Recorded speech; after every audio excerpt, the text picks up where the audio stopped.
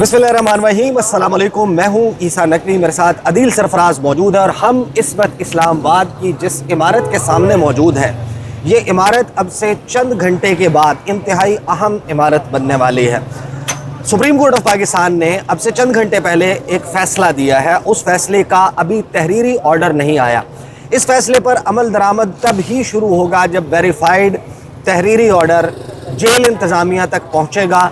फिर उसके बाद वो प्रोसेस शुरू होगा जिस फैसले में ये कहा गया है कि इमरान खान साहब को, साबिक़ वज़ीर-ए-आज़म इमरान खान को अगले 48 घंटों में शिफा इंटरनेशनल हॉस्पिटल इस्लामाबाद मुंतकिल कर दिया जाए, जहाँ पर उनका मुकम्मल तिब्बी मुआयना और इलाज मुआलजे की सूरत हाल, उसकी बुनियाद पर एक नई रिपोर्ट, क्योंकि केस को ज़ेरे समात रखा गया है, वो सबमिट होगी और फ्यूचर कोर्स ऑफ एक्शन उसकी बुनियाद पर डिटरमिन होगा।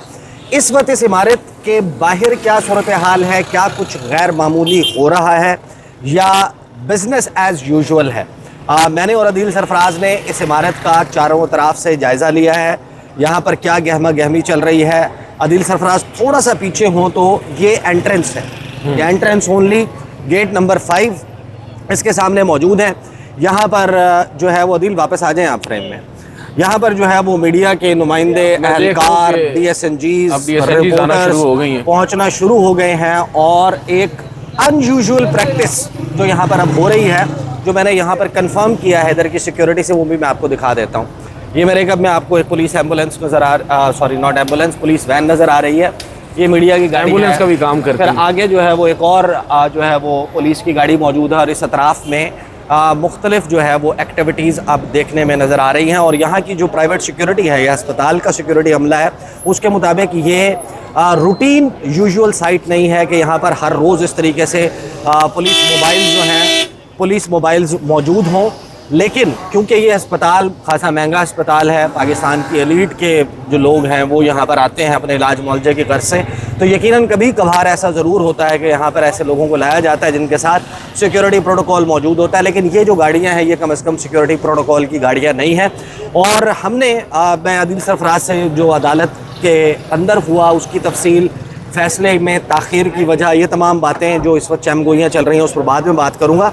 लेकिन एक चीज़ मैं आपको आगाज़ में बता दूँ कि हमने अपने रिपोर्टिंग करियर में बहुत सारे ऐसे फ़ैसले देखे हैं कि जिसमें किसी अहम शख्सियत को इस्लामाबाद में किसी मकाम पर मुंतकिल किया गया और उससे पहले कुछ चीज़ें हुआ करती थी। जिस तरह अदील सरफराज परवेज़ मुशर्रफ साहब को जब उनके फार्म हाउस मुंतकिल किया गया तो अमूमन वो फार्म हाउस जो सानिया नश्तर साहिबा के फार्म हाउस से जुड़ा हुआ है, वहाँ तक एक ईजी एक्सेस होता था। लेकिन फिर वहाँ पर बैरिकेड्स, वहाँ पर रुकावटें, वहाँ पर खारदार तारें, वहाँ पर पुलिस की मौजूदगी, एजेंसीज़ के एहलकारों की मौजूदगी एक मामूल बन गई। इसी तरीके से जब बेनज़ीर भुट्टो साहिबा साने कारसाज के बाद पहली मरतबा इस्लामाबाद आई, F82 सरदारी हाउस, उस गली में दाखिले के प्रोटोकॉल्स तब्दील हो गए थे और हमने रिपोर्टर्स ने उसका नाम ख्वारी हाउस भी रख दिया था, क्योंकि वहाँ पर बहुत से रिपोर्टर्स ख्वार हुआ करते थे।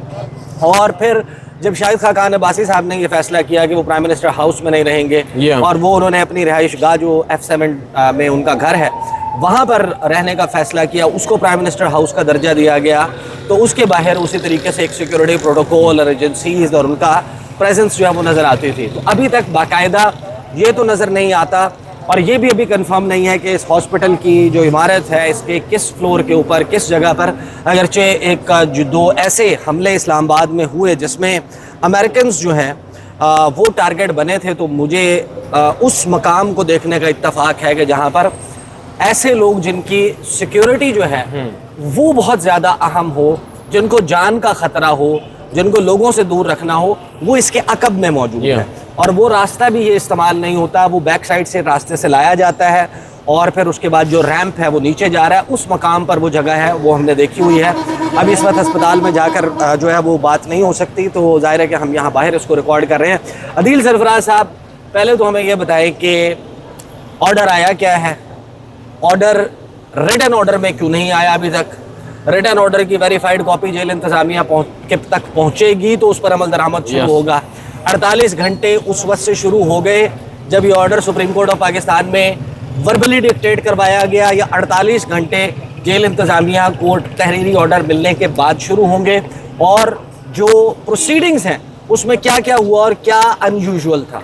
देखें प्रोसीडिंग्स अगर हम देखें आज, सबसे पहले तो प्रोसीडिंग से पहले भी जो बेंच की कंपोजिशन है, अगेन हम हमेशा बात करते हैं कि अक्सर फैसलों का मालूम हो जाता है बेंच की कंपोजिशन से। जब ये बेंच मौजूदा हालात में गुज़िश्ता 2-2.5 सालों में जब 26वीं तरमीम आ चुकी है, 27वीं तरमीम आ चुकी है और एक ऐसा बेंच बना है जिसमें जस्टिस शाहिद वहीद होंगे, जस्टिस शाहिद वहीद कर रहे हैं, जिसमें जस्टिस नईम अख्तर अफगान शामिल हैं, जिसमें जस्टिस इश्तियाक इब्राहिम शामिल हैं, जिनके हवाले से एक अमूमी राय ये है कि ये इंडिपेंडेंट माइंडेड जजेज़ हैं और इन्होंने हमेशा ऐसे फैसले दिए हैं जिनकी बाद अज़ां उन्होंने कीमतें भी अदा की हैं। जस्टिस शाहिद वहीद को आप जानते हैं, जस्टिस नईम अख्तर अफगान रिसेंटली जो फौजी अदालतों के केस में डाइसेंट, और इसी तरह जस्टिस इश्तियाक इब्राहिम, मुख्तलिफ इनके फैसले हैं। अब जब ये बेंच तश्कील दिया गया तो सबसे पहले ये कहा गया कि इस वक्त यही बेंच क्यों तश्कील दिया गया है, जबकि इससे कबल यही केस जस्टिस मोहम्मद अली मज़हर की सरबराही में भी एक बेंच सुन रहा था। तो वजह क्या हुई? तो उस पर एक अंदाज़ा था कि शायद अगर इस बेंच के सामने बाकायदा समाअत हो जाती है तो ऑर्डर वैसा नहीं आएगा जैसा पहले हम देख रहे हैं ऑर्डर्स आ रहे हैं मुख्तलिफ अदालतों से। और वो बात आज जब समाअत का बाकायदा आगाज़ हुआ, आज 2 हिस्सों में समाअत हुई। एक पहला हिस्सा हुआ, उसके बाद 12 बजे तक वक्फा किया गया, 12:15 बजे तक, और वक्फे के बाद दोबारा समाअत हुई। तो अब जो कमरा अदालत का अहवाल है, वक्फे से पहले की समाअत और वक्फे से बाद की समाअत जो है बिल्कुल मुख्तलिफ नज़र आता है।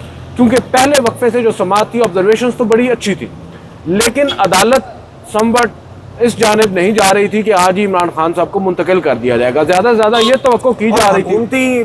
जो एडिशनल अटॉर्नी जनरल हैं उनकी तरफ से, एडवोकेट जनरल की तरफ से रेजिस्ट भी किया गया मुखालिफ। वो लास्ट में जब ऑर्डर डिक्टेट करवा रहे थे, वो उस वक्त उन्होंने अपना एहतजाज बाकायदा रिकॉर्ड करवाया। लेकिन यहाँ पर हुआ ये कि अदालत में बाकायदा तौर पर आर्ग्यूमेंट्स हुए, और ये इस सब का आगाज़ होता है एक ऐसी रिपोर्ट से जिस रिपोर्ट में बड़े होशरुबा, अगर मैं कहूँ, इंकशाफात किए गए इमरान खान साहब की सेहत से मुतालिक। जो वाइटल ऑर्गन्स हैं उनकी बॉडी के, वो डैमेज होने की इतलात हैं, मुतासर होने की इतलात हैं। उस रिपोर्ट को अगर हम मद्देनज़र रखेंगे कि वो रिपोर्ट कंप्लीट नहीं थी, उस रिपोर्ट की समरी एक तरह से अदालत के सामने रखी गई थी। लेकिन उस समरी में एक जानिब तो सुपरिटेंडेंट अडयाला जेल ये दावा कर रहे हैं कि इमरान खान साहब बिल्कुल फिट हैं, उनको तमाम तर तिब्बी सहूलियात दी जा रही हैं, 3 दिन उनका तिब्बी मुआयना किया जाता है, उनके कहने पर फ़लाँ डॉक्टर्स को भी बुलाया गया, फ़लाँ डॉक्टर्स को भी बुलाया गया। मगर वो ये भी बता गए उस रिपोर्ट के अंदर कि 1 अगस्त को डॉक्टर्स ने इमरान खान साहब के कहने पर जब चेकअप किया तो डॉक्टर्स ने कहा कि इमरान खान साहब को उनकी फैमिली से मिलवाया जाए। 20 दिन गुजर चुके हैं, डॉक्टर्स की रिकमेंडेशन के बावजूद नहीं मिलवाया गया। उसके बाद 10 अगस्त को दोबारा ऑर्डर आता है। उस ऑर्डर में मेडिकल बोर्ड बैठकर यही ऑब्जर्वेशन देता है और यही सजेशन देता है कि जो इमरान खान साहब हैं उन्हें आप बाकायदा तौर पर उनकी फैमिली से मिलवाएं, उनकी मुलाकात करवाएं। ये उनके लिए बड़ा इंपॉर्टेंट है, उनकी एंग्जाइटी का इशू है, बहुत सारे इशूज़ हैं। बावजूद इसके उस रिकमेंडेशन पर भी अमल दरामद नहीं होता। फिर अदालत के पास अब यहाँ पर एक चीज़ आती है जिसमें बताया जाता है कि उनकी सेहत काफ़ी आप कह सकते हैं नागुफ्ताबे है, उनकी हालत अच्छी नहीं है और फ़लाँ चीज़ें जो हैं उनको रिक्वायर्ड हैं, डॉक्टर्स उनको सजेस्ट कर चुके हैं, मगर उस पर अमल दरामद नहीं हुआ। लेकिन अदालत आगे नहीं बढ़ पा रही थी क्योंकि आज पहली समाअत थी, नोटिस नहीं हुए थे वफाक को। वफाक का ये कहना था कि हमें नोटिस कर दें, हम आइंदा समाअत पर आ जाते हैं तैयारी कर मुंतकिल ना करने की। अदालत ने इस दौरान कहा कि आप तमाम जो इमरान खान साहब के केसेस हैं और जो उनकी हिस्ट्री है मेडिकल की, उसका रिकॉर्ड हमें पेश कर दें, हम एक वक्फा करते हैं। अच्छा, वक्फे के बाद हम ये तवक्को कर रहे थे कि अदालत ज़्यादा से ज़्यादा ये कह सकती है कि आज के दिन, क्योंकि मंगल का दिन है, मुलाकात के लिए मख्तस होता है, इमरान खान साहब की किसी एक बहन की मुलाकात करवा दी जाए। लेकिन हैरान कुन तौर पर जैसे ही 3 रुकनी बेंच कमरा अदालत में आया, उज़ैर भंडारी रोस्टम पर थे। उज़ैर भंडारी साहब ने अदालत को कहा कि हम बस इतना चाहते हैं कि इमरान खान साहब को शिफा इंटरनेशनल हॉस्पिटल मुंतकिल किया जाए, वहाँ पर एक बोर्ड ऐसा तश्कील दिया जाए जिसमें इमरान खान साहब के ज़ाती मुआलिजीन को शामिल किया जाए, उनकी बहन एक बहन को भी शामिल किया जाए ताकि उन्हें मालूम हो कि क्या हो रहा है क्या नहीं। डॉक्टर उज़मा का नाम बाद में दिया गया। जब उन्होंने पूछा कि आप प्राइवेट हॉस्पिटल क्यों आप करना चाहते हैं, तो उन्होंने कहा कि देखें, बहुत सारी चीज़ें हैं जिस पर मिसट्रस्ट का एक इशू बहुत अहम है, और दूसरी जानिब ये वही मेडिकल बोर्ड है जो पिम्स का था, जिसकी रिकमेंडेशंस थी, मगर हमें लूप पे नहीं लिया गया। लेकिन हम अब ये चाहते हैं, और पिम्स के अंदर बहुत सारी ऐसी सहूलियात हैं, ऐसी बीमारियों से मुतालिक जो नहीं दस्तियाब, जो शिफा इंटरनेशनल में दस्तियाब हैं। मुख्तलिफ ऐसे आप कह सकते हैं डिपार्टमेंट्स हैं, कुछ मेडिकल प्रोसीजर जी बिल्कुल, जो यहाँ पर नहीं हो सकते यहाँ पर हो सकते हैं। उन्होंने कहा आप कौन सी बहन को रिकमेंड करेंगे कि उनको शामिल किया जाए, तो हमारे लिए ये एक टर्निंग पॉइंट था जब जज साहब खुद कह रहे हैं कि अस्पताल की मुंतकिली और फिर बहन की शमूलियत उसमें, तो उससे हमें अंदाज़ा हुआ कि शायद जज साहब ऑर्डर करवाने जा रहे हैं। और यही हुआ। उन्होंने बताया कि आप किसी भी बहन को कर सकते हैं, इमरान खान साहब से पूछ लें जिसको करना चाहें। मोस्ट लाइकली हम तो समझते हैं डॉक्टर उज़मा, क्योंकि वो शोबा भी उनका यही है, उनको आप कर दें शामिल तो ज़्यादा बेहतर होगा। उस पर जज साहब ने ऑर्डर डिक्टेट करवाना शुरू कर दिया। और इस दौरान हमने देखा additional attorney general Aamir Rahman साहब, उन्होंने कहा जज साहब को कि अभी हमें नोटिस नहीं हुए और हम मोतरज़ हैं, जिस पर एडवोकेट जज साहब ने कहा एडवोकेट जनरल इस्लामाबाद जो हैं, हम तो उनकी रिपोर्ट जो उन्होंने जमा करवाई है उसके ऊपर ऑर्डर कर रहे हैं और ये एक अबूरी ऑर्डर है, कोई हतमी ऑर्डर नहीं है। इसके बाद हो सकता है इस ऑर्डर को तब्दील भी किया जा सके। एडवोकेट जनरल साहब भी अपनी उस रिपोर्ट का भार उठाने से कासिर थे। उन्होंने भी कहा कि भाई हमने तो वो रिपोर्ट एक और केस में जमा करवाई है, जो कि आज इस मुकदमे में, इस केस में आज वो भी मुकर्रर था। तो फिर इवेंचुअली अदालत ने ऑर्डर डिक्टेट करवाना शुरू किया, जिसका आगाज़ यहाँ से होता है कि इमरान खान साहब को आज से फ्राम टुडे विदिन 2 डेज़, आज से 2 दिन के अंदर यानी 48 घंटों के अंदर शिफा इंटरनेशनल हॉस्पिटल मुंतकिल किया जाए, एक मेडिकल बोर्ड तश्कील दिया जाए। उस मेडिकल बोर्ड में अब उस मेडिकल बोर्ड के अंदर या उस मेडिकल बोर्ड से एसोसिएटेड इमरान खान साहब के ज़ाती मुआलिज डॉक्टर फैसल सुल्तान हो और उनकी जो बहन है डॉक्टर उज़मा वो हो।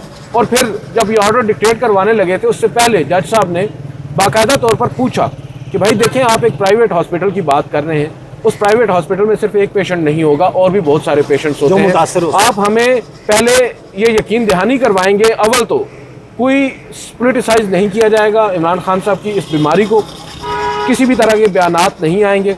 सलमान अकरम राजा मौजूद थे, सोहेल आफरीदी मौजूद थे, शाहिद खटक मौजूद थे, जो चीफ विप हैं इनके आमिर डोगर वो मौजूद थे। सलमान अकरम राजा ने कहा तमाम की जानिब से एश्योरेंस देकर कि हम तमाम ऑफिस बेरर्स हैं, मैं सबकी तरफ से आपको अगर फॉर एग्जांपल यहाँ पर इस दरवाजे के ऊपर झमघटा लग जाता है पाकिस्तान तहरीक इंसाफ के वर्कर्स का, बॉर्डर सपोर्टर्स का, फिर उसके बाद उनके कुछ रहनुमा हैं वो अंदर जा रहे हैं या उनको एक रसाई मिल रही है या मौलजीन में से या सिस्टर्स फैमिली में से कोई आ रहा है और यहाँ पर आके कोई प्रेस कॉन्फ्रेंस की जा रही है, उसकी बुनियाद के ऊपर यहाँ पर जाहिर है कि एक भीड़ इकट्ठी हो जाएगी और जो आम मरीज़ हैं उनका दाखिला बड़ा मुश्किल हो जाएगा, वो मुतासर होंगे। तो क्या एश्योरेंस दी गई? उन्होंने कहा कि हम आपको एश्योरेंस देते हैं कि हमारी तरफ से कोई भी बयान नहीं आएगा।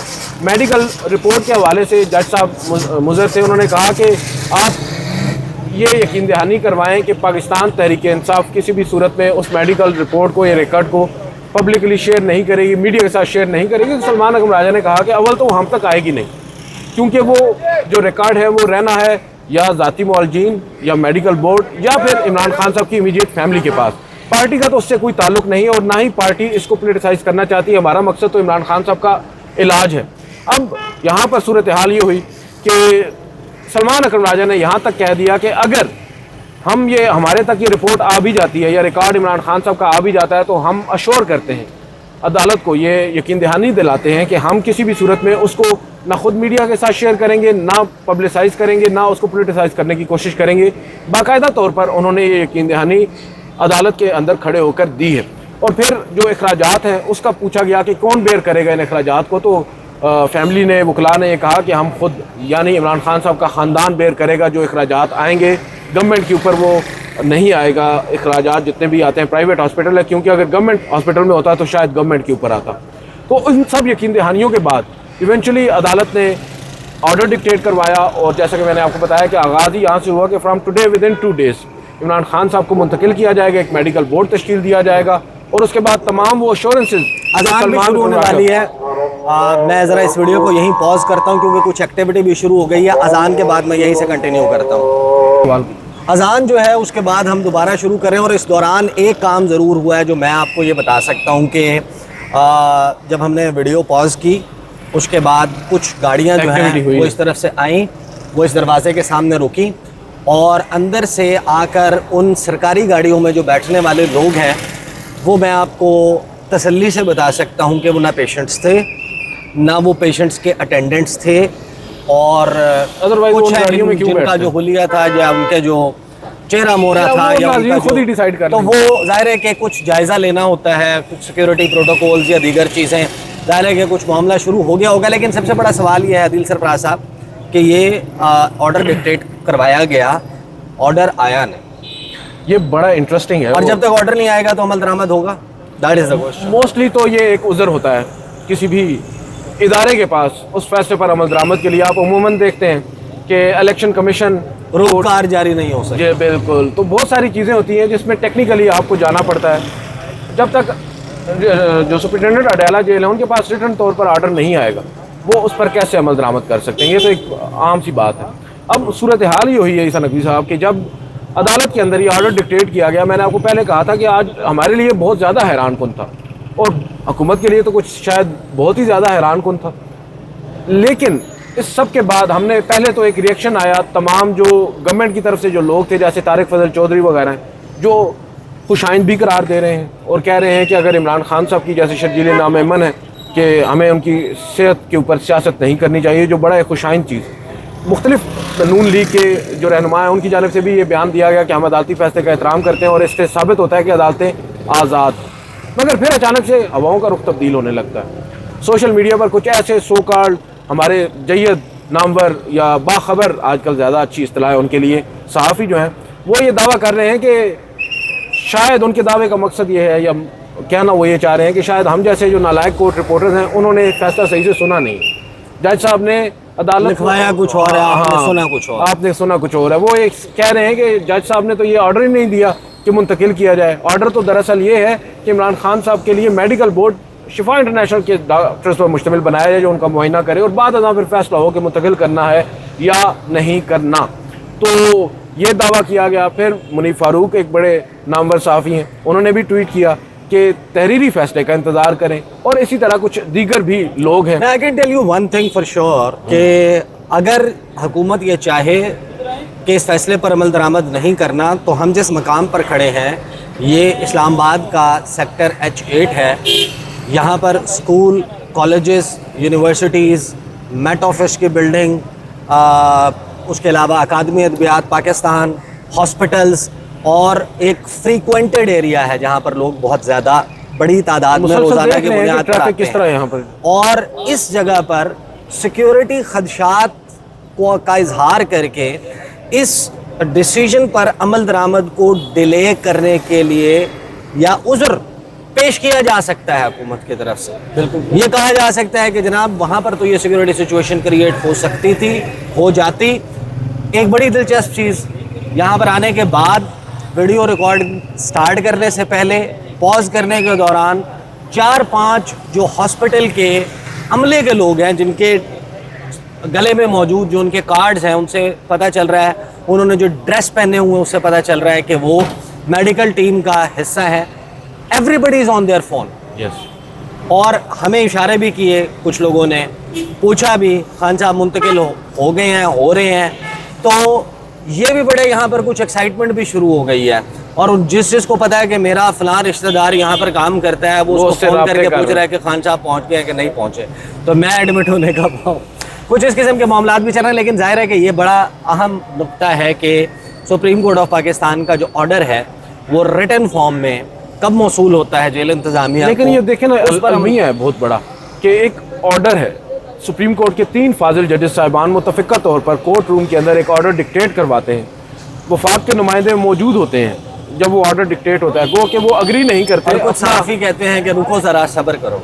अब देखें, इससे ज़्यादा एक जज या उन जजेस साहिबान के ऊपर क्या सवालिया निशान होगा। अब बजाय इसके कि इसमें ताख़ीर होनी चाहिए, उनको तो चाहिए फौरी तौर पर इस ऑर्डर को रिलीज़ करें ताकि ये जो एक एम्बिग्विटी है, एक इबाहम पैदा किया जा रहा है जानबूझकर, उसको ख़त्म किया जा सके। और जो अदालतों के ऊपर एक ट्रस्ट आज दोबारा से आप देख रहे हैं कि आज इवन पाकिस्तान तहरीक इंसाफ से वाबस्ता सोशल मीडिया अकाउंट्स जो कल तक इन्हीं जजेस साहिबान पर तनकीद किया करते थे, अचानक से वो ये कह रहे हैं कि जजेस साहिबान ने एक बड़ा अहम फैसला दिया है, एक बड़ा अहम स्टोरी है। इस चीज़ को आप जो है मेंटेन रखें ना। अपनी अदलिया को भी चाहिए कि अपनी साख को मुतासिर मजीद ना होने दें।